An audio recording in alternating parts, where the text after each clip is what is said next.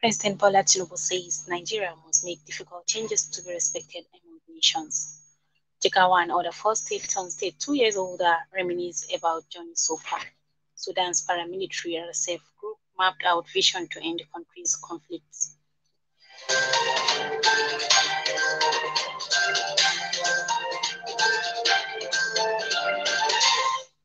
Today is Monday, 12th of Safar 1445 after the Hijrah of Prophet Muhammad sallallahu alaihi wasallam, which is equivalent to 28th of August 2023. I'm Khadija Nulem with news info.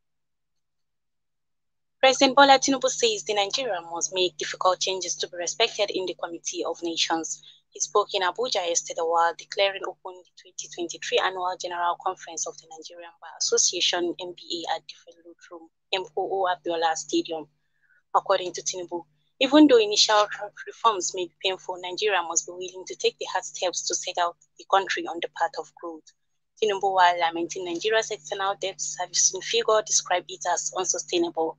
The former Lagos State governor equally told the gathering that Nigerians need to change their attitude to make the country great. Meanwhile, former Vice President Atiku Abubakar is raising questions about President Bola Tinubu's academic records. Atiku, the presidential candidate of the People's Democratic Party (PDP) in the 2023 general elections, is challenging Tinubu's election and took to Twitter and Facebook to question the former Lagos State governor's academic credentials. Atiku wonders how is that possible. Tinubu's declaration that Tinubu had no primary and secondary education, yet he has a university degree. It is one may wish to ask Tinubu how he attained this feat so that Nigeria can learn from his ingenuity. His remark comes as the Presidential Elections Petitions Tribunal PEPT reserves judgment in the petitions filed by Atiku and Peter Obi of the Labour Party, challenging the independent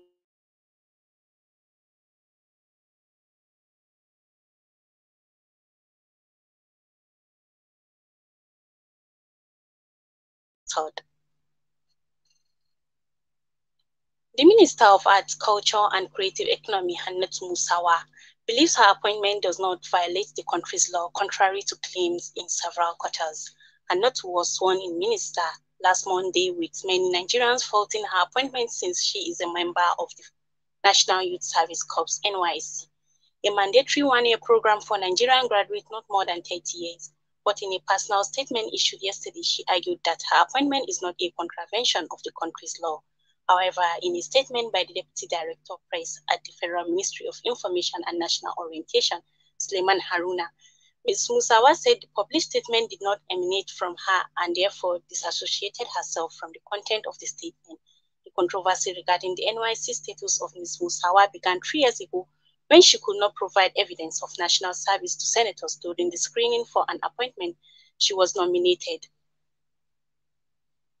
But the controversy reached a new height in the past years following the confirmation by the management of the NYC that Ms. Musawa, who was inaugurated last Monday as a minister by President Bola Tinubu, was still undergoing her National Youth Service.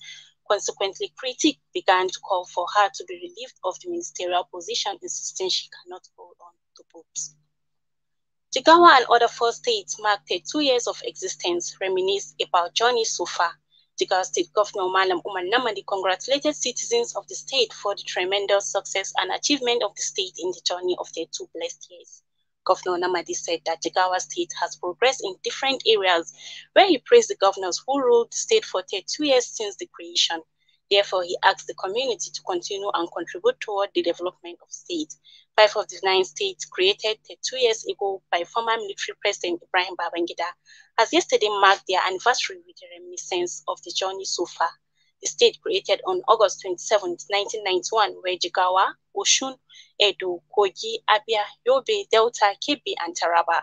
But yesterday, only 5 of them held ceremonies to celebrate their anniversary.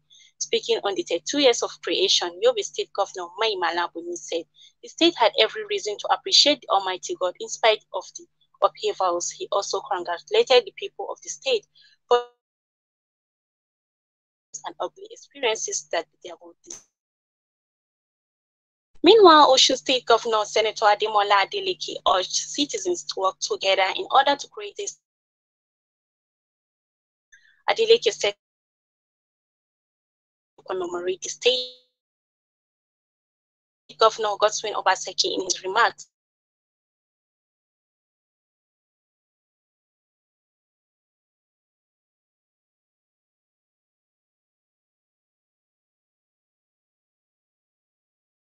circumstances. In Abia State, Governor Alex Oti said his administration had taken it as a sacred duty to make the state actualize its full potential. It reiterated his administration's commitment to support President Bola Tinubu in the measures taken so far to reposition the country and to restore a renewed hope to the generality of Nigerians. In a state broadcast to the people of Kogi State to mark the 32nd anniversary of its creation, Bello explained that Kogi State was fully in support of the administration of Tinubu to free Nigeria, with which ordinary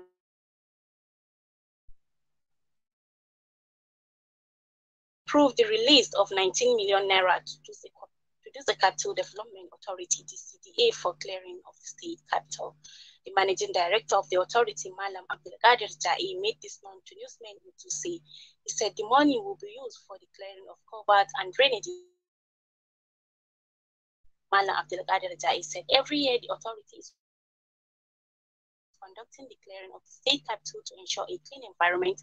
He said the exercise will be conducted. Said the work, which will commence next week, was divided in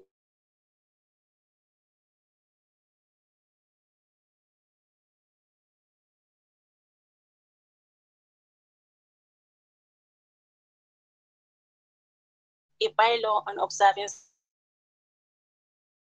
of the month. The council chairman, Alhaji Amal Rufai, made this known while participating in this month's sanitation exercise in the area. He said after a series of meetings with stakeholders, the monthly sanitation exercise is will provide dustbin at strategic places for ICSI people in the area to continue supporting the environment. You are listening to the news from the studio of Sawaba.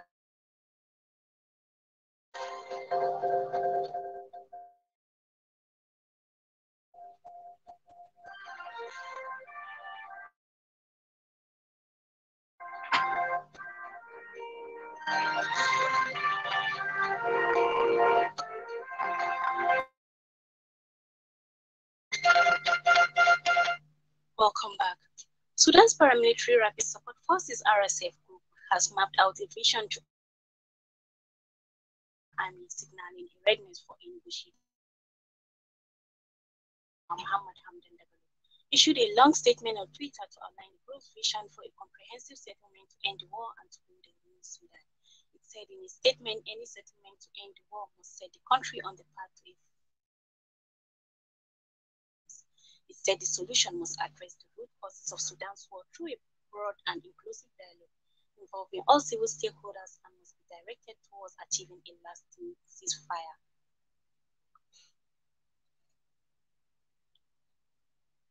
Negotiations over the controversial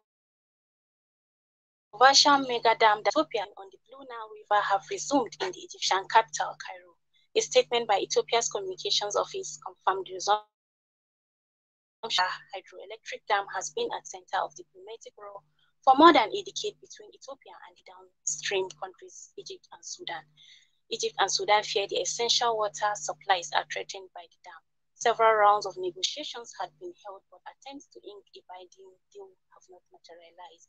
In July, Ethiopian and Egyptian leaders met, during which they agreed to return to talks. Ethiopia says the dam is part of its effort to electrify millions of houses.